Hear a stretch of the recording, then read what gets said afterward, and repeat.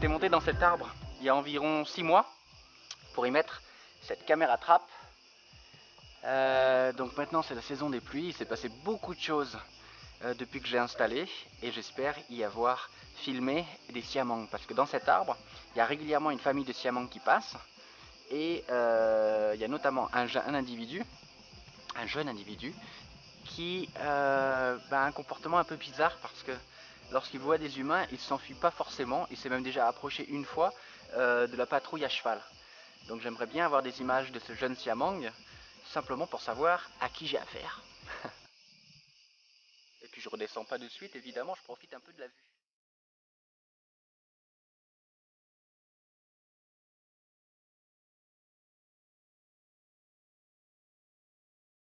Alors vous vous souvenez, dans un des épisodes, je vous parlais de ces nouvelles plantations qui voyaient le jour à la limite sud de la réserve de Supayang à Sumatra.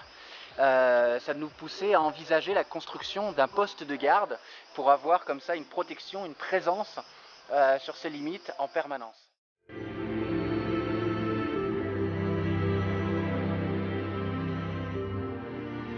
Alors je viens de faire voler le drone, effectivement il y a de nouvelles plantations, mais surtout il y a un bulldozer qui fait une nouvelle piste. Alors ça doit être à environ un petit kilomètre de la limite de la réserve. Donc on vient de prendre la décision de faire en sorte que l'équipe de patrouille de Calauet s'agrandisse.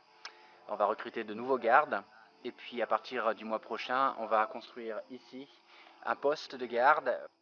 Eh bien, le poste de garde a été construit, il est derrière moi et on a recruté une nouvelle personne, Ronald qui est derrière là-bas en t-shirt rouge, vous le voyez ou pas? Si, vous le voyez.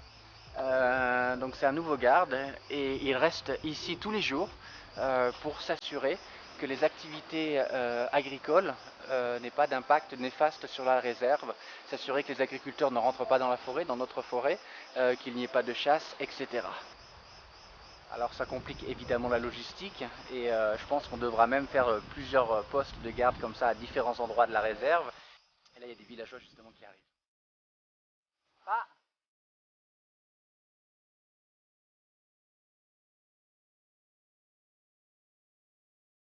keladang kah? Keladang? Oh, buah-buahan lah.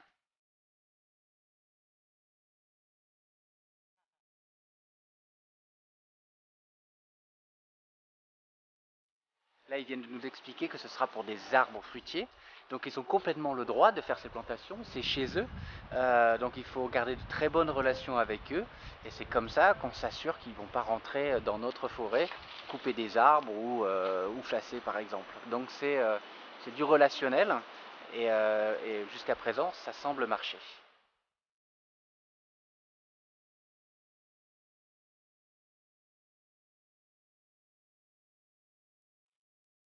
Donc, voilà, au fur et à mesure que nos réserves... Oh, ça rappelle, il y a quelque chose dans les arbres.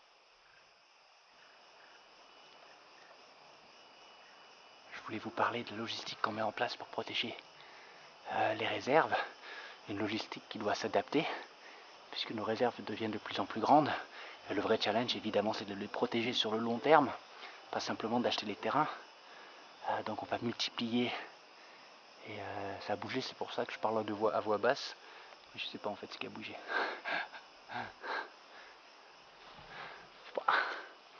On va multiplier les postes de garde comme ça. Donc à Sumatra, c'est principalement pour y rester la journée, au moment où les agriculteurs travaillent dans leurs champs et dans leurs plantations.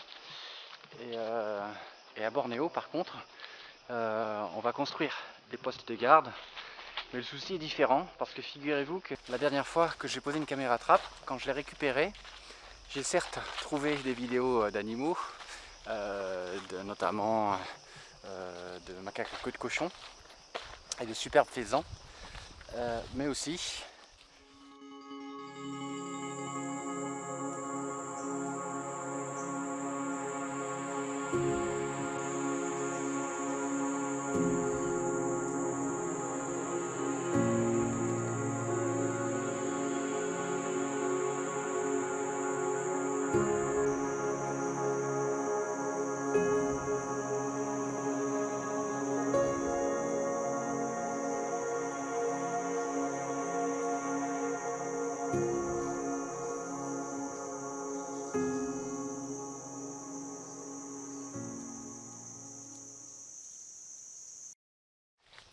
mais aussi une vidéo d'un chasseur.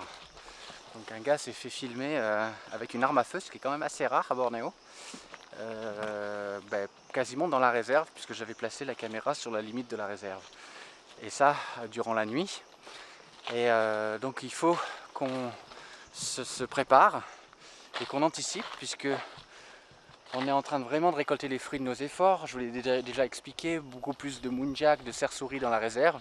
Et donc du coup, ça risque aujourd'hui d'attirer les personnes animées de mauvaises intentions, et notamment les chasseurs. Donc les gardes vont passer la nuit dans la forêt pour essayer de contrer ces chasseurs. Les premiers postes de garde dans la réserve de Pararawen à Bornéo vont être construits sur la limite sud-ouest, là où en fait il y a une petite rivière qui s'appelle la rivière Mantehep, et c'est en fait un point d'accès à la réserve qu'on doit absolument contrôler. On s'adapte, pas de gros soucis, mais c'est les challenges d'avoir des réserves qui s'agrandissent et qui s'agrandissent. Et ça, c'est grâce à vous, merci beaucoup.